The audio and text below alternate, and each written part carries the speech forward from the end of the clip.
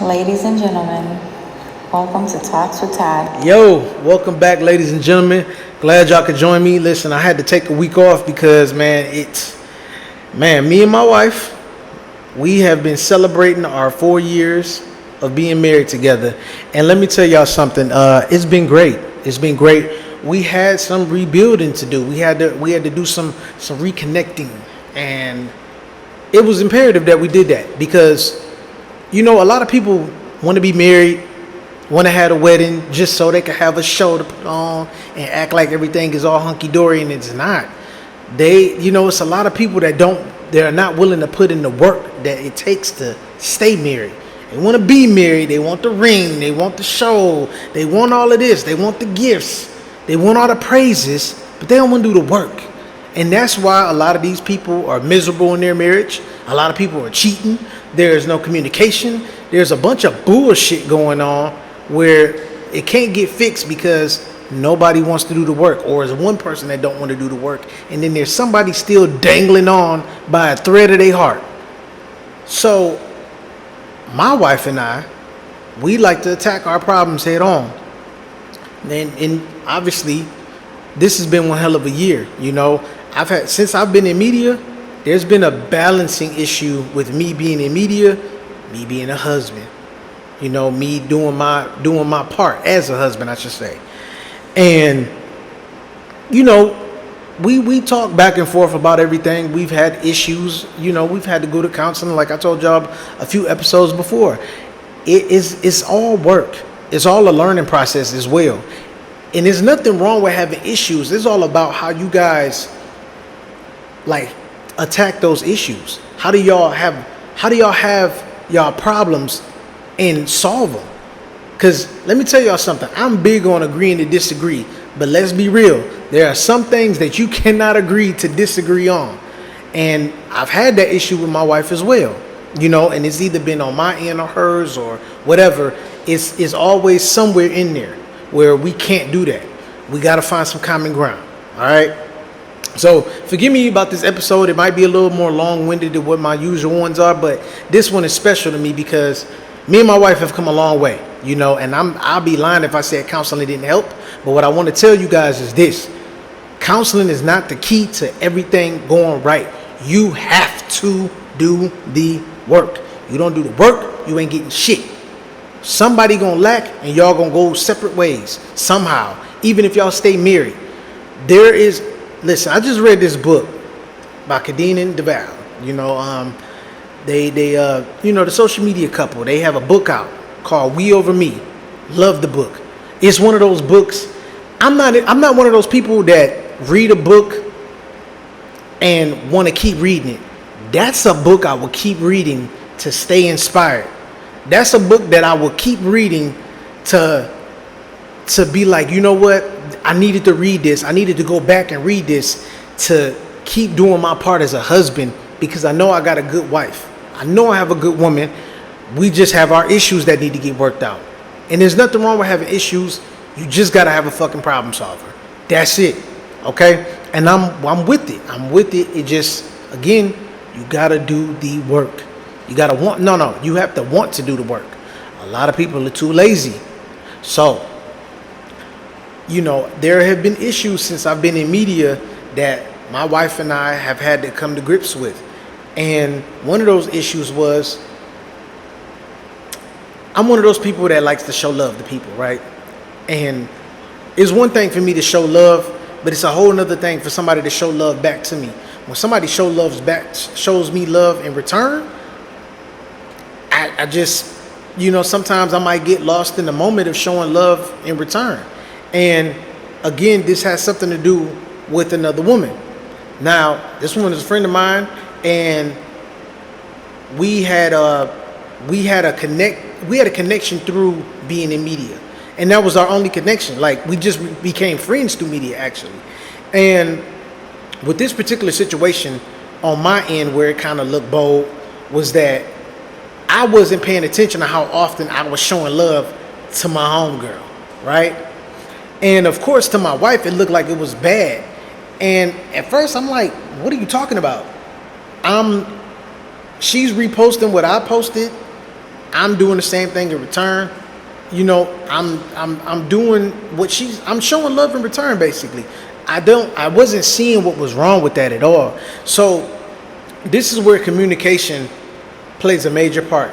Fellas, if you are in media and you have dealings with other women, especially other women that have insecurities, that have been, have things happen in their past that might be triggering for them, you have to be very transparent about your intentions when it comes down to any type of dealings with other women, right? And I believe that I was. However, how my wife put it, every time she opened up her phone, boom, she saw my homegirl. So obviously it made her feel some type of way because shit, my homegirl was getting posted more than she was. But see, this is the thing too. This is what my wife needs to understand. And I don't think she did understand it. She wasn't understanding that I keep social media me separate from real me to an extent. Like, yeah, I get on this, I use my platform, I'm very transparent. I tell y'all the truth about certain things, but I don't post my wife on my platform like that.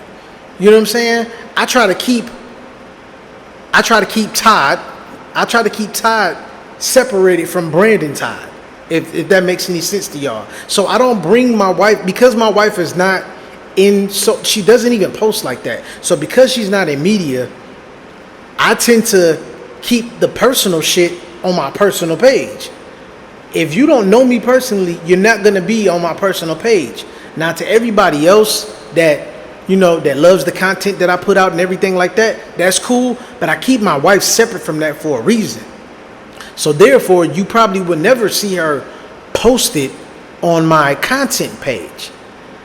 However, I did understand how she was looking at it, but it was too late once I saw where she was coming from, which is what normally happens because I didn't see it from her perspective until it was brought to my attention by somebody else. And it wasn't even in a negative light. So when that got brought up to me, I went to my wife, I tried to talk to her, she blew up, but she blew up because it had already been a build up of me doing what I was doing to make her feel uncomfortable, right? Now, once we talked about the issue, and I got like a better understanding of where she was coming from with it, I just needed her to understand, like, hey, baby, listen, I'm not trying to be petty when I say this, but you do remember me coming to you wanting to do a podcast with you in the beginning, right? I didn't want to work with nobody else but my wife. I bullshit y'all not. My wife was who I really wanted to have dealings with when it came down to doing this because, again, I told y'all in another episode, we have been through some things that most couples couldn't even fathom, probably wouldn't even have made it through. So, with that being said, I'm like, yo, I want to help other couples make it. That would have been, that could have been our lane. You know what I'm saying? She just wasn't up for it. So, again, I brought this back up to her. Baby, if you were down to do this, we wouldn't even be having this conversation. I'm not trying to make you do anything, but I did come to you first. If you would have said, okay, I'm gonna do this with you to some extent, not just a not at all, we wouldn't even be having this conversation. You wouldn't be worried about who I was showing love to if you were doing your part. Not necessarily doing your part as in joining me in the podcast world. I mean doing your part as far as showing up for me. And not to say that my wife hasn't showed up for me since I've been doing, like, she show up in other ways, not social media ways, but other ways. You know what I'm saying? I need a tripod, she give me a tripod, stuff like that. Like t-shirts made, stuff like that. She would get that done. So she does support me. She was supporting me. However, the way that I needed her to show up for me in the beginning, she wasn't doing that until later on. And I don't know if a part of that was just from her seeing me or seeing somebody else show love to me and me show love in return, or she just kind of gradually grew to do it. Or maybe it was a little bit of both, which it doesn't matter. What matters is that I had her support, but I also had to communicate with her and let her know where I stand. I had to let my wife know, listen, you don't understand how much of a part you play in me doing what I'm doing right now. Like, When I listen to a podcast and I let my wife listen to it, I sent it to her.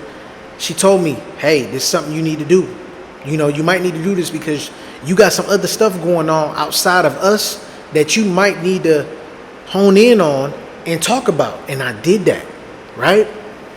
So if it wasn't for her backing, I wouldn't be doing this right now. As I've said before, I said all of this to her again to let her know, what do I look like messing this up? Like, my wife, a lot of the stuff that's been going on, a lot of these stories y'all been hearing, y'all wouldn't have been able to hear them had I not been with who I was with. So I'm like, baby, you are a major piece of the Talks with Todd puzzle. If I mess up with you, like, let me give you an example. My wife believes, I don't even know if she still believes this to this day, but at one point she believed that I was going to eventually leave her or cheat on her because she wasn't doing what I was doing. She thought I was going to find another woman more interesting than her and get bored and move on. And I had to let her know, like, well, baby, it's one thing for me to leave you. It's a whole nother thing for me to cheat. If I cheat on you, my career is done. Do you hear me? I did all this preaching and talking about not cheating because it doesn't lead you anywhere. What do I look like? Now, there are plenty of hypocrites out there. I try my hardest not to be one of those. I despise hypocrites. So I do not want to ever become one. So the last thing I'm going to do is step out on my wife, at least this wife, step out on her, and then call myself, keep trying to spread the word of positivity and keeping your marriage going, don't cheat, blah, blah, blah. It's not going to sit well with me. You know what it'd be equivalent to for me? And it's going to sound ridiculous, but it's real. Me cheating on my wife and continuing what I'm doing would be equivalent to me wearing a bunch of fake jewelry, knowing that it's fake, and trying my hardest to be comfortable with it. It's not gonna work. I'm never gonna be comfortable with that shit. Like, remember back in the day when people was wearing Coogies? What used to happen in school when you had on a Coogie? There was always some idiot running around tag checking your ass to make sure you had on a real Coogie. It won't sit well with me. It's gonna bother my soul. It's gonna burn a hole in my brain if I decided to mess around with my wife or mess around on my wife with somebody else that's in the same field as me, and I try my best to keep going. It's not gonna work. Once I explained that to my wife, she had a better understanding as to why I would never do anything like that. Like I said, to leave her, that's a whole nother thing. And it'll take a lot for me to leave her. She'll have to do something despicable, unforgivable. There's nothing that she's done that's really been unforgivable. It's been hard to heal from, but not unforgivable, right? So once we had that conversation, it helped us out a lot more. It helped us kind of move forward. Now, communication was the issue, but now we get into a part of the conversation where you got to start listening to understand. I'm going to be honest with you, ladies and gentlemen, that is ridiculously hard for me to do when I hear something that is not accurate being said about me. So let's say my wife and I are having a conversation, right? And she said that, oh, I saw you litter, right? And I didn't even do nothing. I just rolled down the window and kind of threw my arm out, because I was hot or whatever the case may be. But she said I threw something out the window. That's just an example of me losing my shit, because don't tell me I did something that I didn't do. And that's exactly how our conversations go south. I'll listen to a point. When I get to a point where I'm like, oh, she just told a lie on me or said some bullshit. No. I got to stop the conversation and get my part out, right? And that's when the conversation really goes south, because she like, you cut me off, you ain't let me finish. So I've been working on it. I've been working on letting her get it off her chest, and me chiming in after she's done, but it doesn't always work out like that. I'm just being real with y'all. So, because as soon as I hear something that's not on point, my attention span goes ridiculous. Like, wait a minute, did you just say this? I heard everything else you said before that, but this right here, there's a piece of that puzzle that ain't fitting with everything else you just said. So you gotta relax. No, we either can't talk about this, or you need to redo or re-say what you said. So listening to understand can be kind of difficult for me in that regard, but I'm working on it. Okay, I'm a work in progress, not perfect. Everybody has imperfections, and that was one of my issues.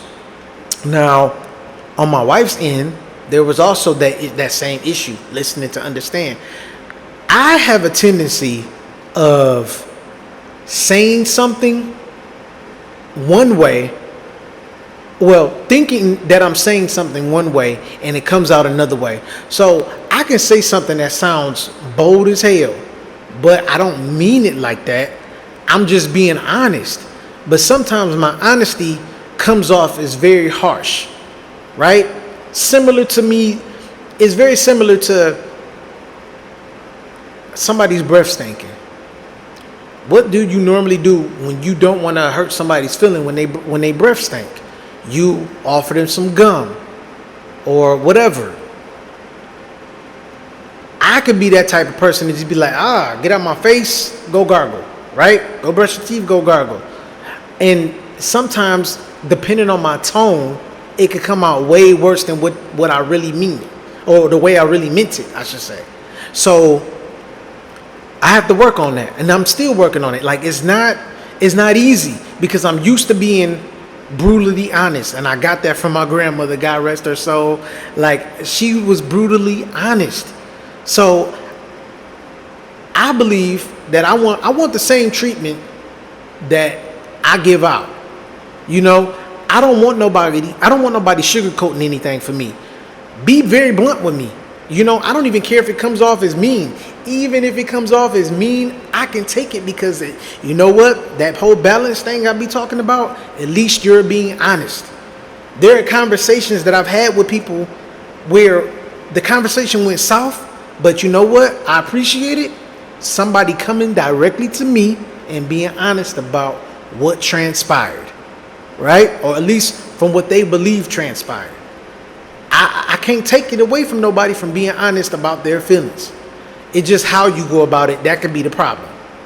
So I've been working on my delivery a lot, and I've been working on it for some years now, because I've had I'm not gonna say I had the roughest upbringing, but I've had an upbringing whereas I had to be aggressive, and I've had to be aggressive through just off the city that I was brought up in. I also had to be aggressive with my peers. I've had to be aggressive when it came down to certain work environments. So the majority of my life, I have been aggressive, especially with my tone, especially when I need to get my point across, and when I need somebody to take what I'm saying seriously.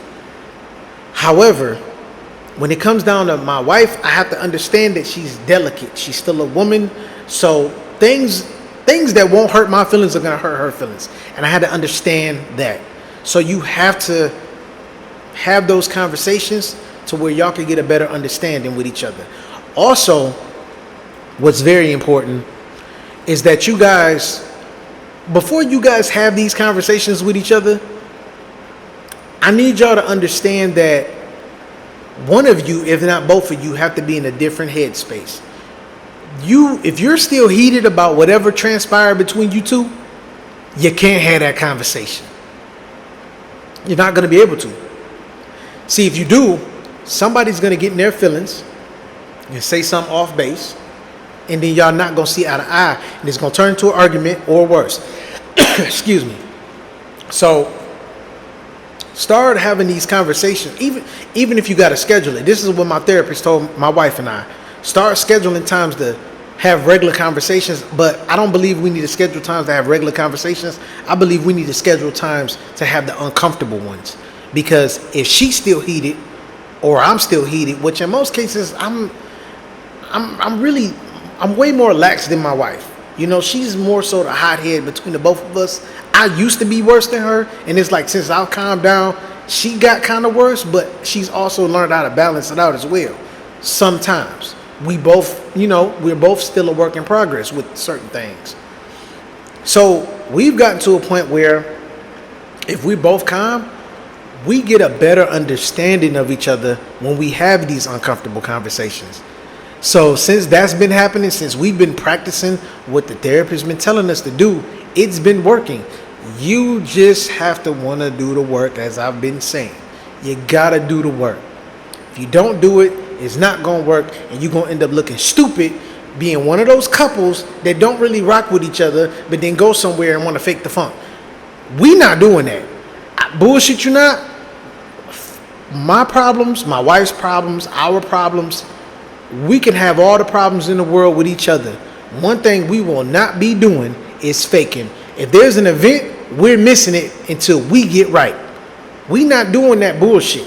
It don't sit well with neither one of us because we love each other too much. And one thing about my wife and I is that we love hard and unconditionally.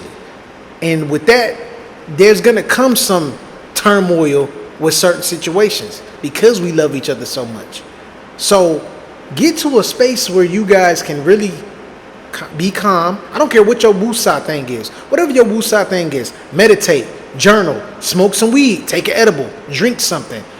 Whatever it is to get your mind right and clear to where you can take your emotions out the conversation, do that shit. It's gonna work. Now, the last thing I want to talk to y'all about was checks and balances. Now, with checks and balances, what I mean by that is check in with your significant other about where y'all stand. You know, there's some things that my wife and I, we cannot discuss. We know we can't discuss it with each other because we know each other that well. We know each other to a point where it's like, if I talk to them about this shit right now, it's not going to go right. And y'all know what I'm talking about. To the couples that's still together and y'all want to make it, y'all know exactly what I'm talking about.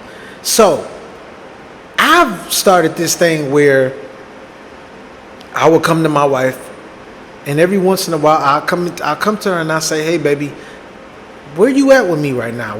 How you feeling about us? You know, what do you think? What do you think we need to improve on?"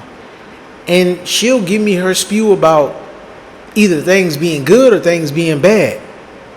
Either way you slice it, when you approach your significant other like that, like you ready to have that conversation, it's gonna go smooth.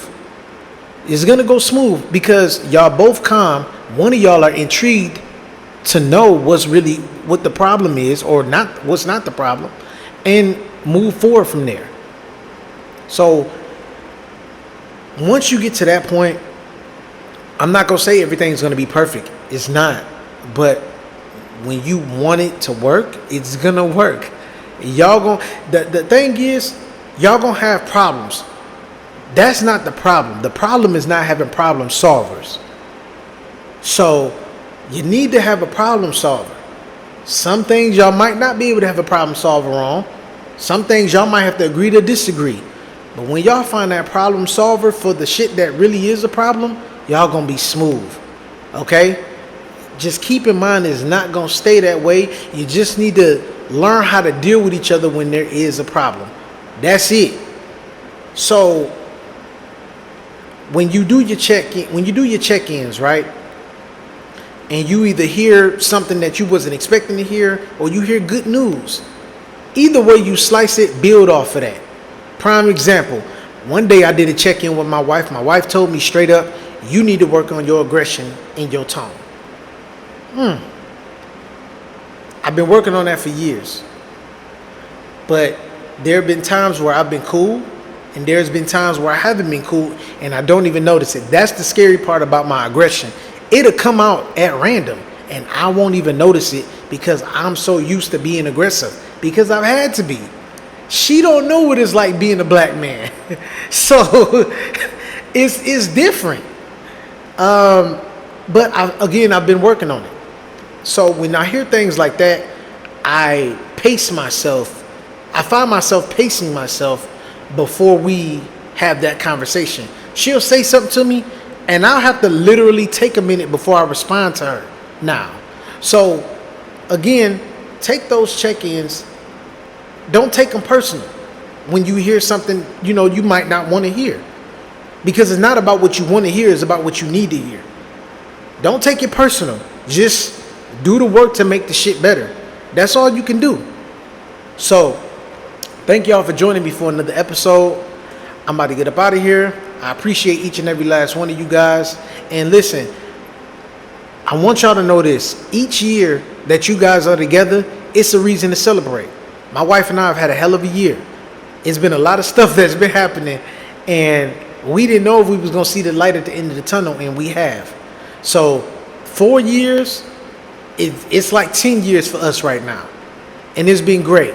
And that's why I had to take the week off, because I had to take all that in. I'm glad that I did that, because without me taking the week off, you guys wouldn't have got this episode.